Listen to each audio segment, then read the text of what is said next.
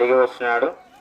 ఆయన నరుని రూపము ధరించి, దేవుడై ఉండి నరుని రూపము ధరించి 2000 సంవత్సరముల క్రితము మన యొక్క ప్రతి ఒక్కరి పాపము కొరకు, సమస్త మానవాళి పాపము కొరకు ఆయన దిగి వస్తూ వచ్చినాడు. ఆయన దేని కొరకు దిగి వస్తాడు అంటే, ఆయన పాప క్షమాపణ విమోచన దయచేయటకు 2000 సంవత్సరముల క్రితము ఎంతగానో ఆశ్చర్యుడై ఉన్నవాడు ఈ భూలోకమునకు దిగి వచ్చినాడు.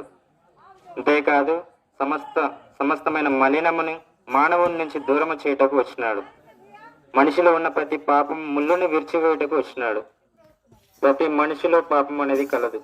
ఒక్కడును లేడు, నీతిమంతుడు ఒక్కడు లేడు అని సెలవిస్తూ వచ్చినాడు. పరిశుద్ధ గ్రంథము సెలవిస్తూ వస్తుంది. ప్రతి ఒక్క మానవుడు పాపియే. నేను ఎలాగ పాపినంటే, ప్రతి ఒక్క మానవుడు పాపము చేయటం వలన పాపం చేస్తూ వచ్చినాడు. పుట్టకతోనే పాపంలో పుడుతూ వచ్చినాడు.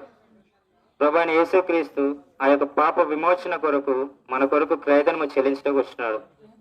మనం చేతులతో చేసిన పాపమునకు ఆయన చేతుల్లో చీలలు, మన కాళ్ళతో పంపు చేసిన పాపమునకు ఆయన కాళ్ళలో చీలలు, మనం తలంపులతో పాపం చేస్తూ వస్తే ఆయన తలకు ముళ్ళ కిరీటం పెడుతూ వచ్చినారు.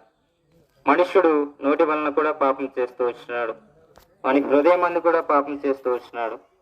సమస్తమును తీసివేయటకు ప్రభువైన యేసుక్రీస్తు వారు 2000 సంవత్సరముల క్రితము దిగి వచ్చి ప్రాయశ్చిత్తము చేసి మరలా పరలోక రాజ్యము కొరకు పరలోక రాజ్యమును స్థిరపరిచి మనమందరము పరలోక రాజ్యంలో ఉండుటకు ఆయన ఎంతగానో శిలువ శ్రమను ఉంటూ వచ్చినాడు. ఆయన శిలువ శ్రమను ఉండటం వలన మనకు పాప క్షమాపణ, పాప విడుదల, విమోచన ఎంతగానో దయచేస్తూ వచ్చినాడు. ప్రతి ఒక్క మానవుడు నీటి మూలముగా బాప్తిసం పొందటం వలన ఎంతగానో దేవుని రాజ్యములో చేరవచ్చును.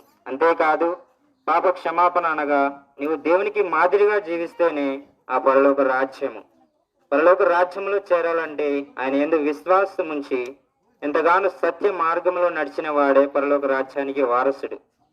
ప్రతి మనుష్యుడు పాపం చేస్తూ వస్తున్నాడు. ఆ యొక్క పాప విమోచన కొరకే ఈ సువార్త వర్తమానం తెలియజేస్తూ వచ్చినాం. ప్రతి ఒక్క మానవుడు ఆ పరలోక రాజ్యంలో ఉండటకు ఆయన ఎంతగానో సిద్ధపాటు దయచేసిన ఆ పరలోక రాజ్యంలో ఉండటకు ప్రతి ఒక్క మానవుడికి రావాలనే ఆయన కోరిక. నశించి నరకాగ్నికి వెళ్ళటక ఏమాత్రం కూడా ఇష్టం ఉండదు. నువ్వు పరలోక రాజ్యము చేరుటకు ఆయన ఎంతగానో ప్రేమ చెల్లిస్తూ వచ్చినాడు. కాబట్టి మరలా మనల్ని తీసుకువెళ్ళటానికి వస్తున్నాడు. మరలా ఉగ్రత దినమందు ఎంతగానో ఆయన గొర్రెలను మేకలను వేరు చేయనట్లుగా మనుషులను కూడా వేరు చేస్తాడు. ఆయన నమ్మి విశ్వాసం ఉంచిన వానికి పరలోక రాజ్యము, నమ్మని వానికి శిక్ష విధింపబడును.